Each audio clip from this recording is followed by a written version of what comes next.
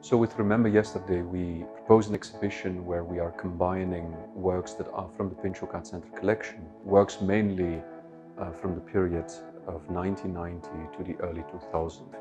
And we combine those works, or we juxtapose those works to works that are made much later, so much more recent. Та часова прірва, яка між нашими поколіннями, про ще якісь покоління, про покоління дідів, про щось дуже давнє. І там ми опиняємось на одній стороні, але ми маємо, наші роботи мають якось між собою домовитись. А вони не можуть домовитись, у них все одно є ці внутрішні конфлікти. One of the big themes inside of the exhibition is also the sense of alienation that exists with a younger generation, especially in a relation to their own heritage.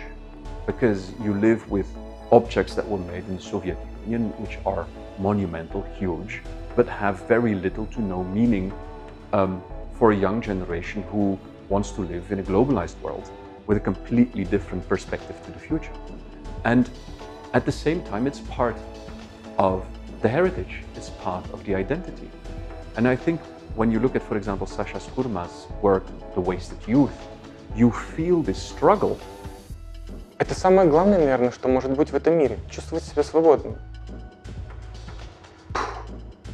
Да.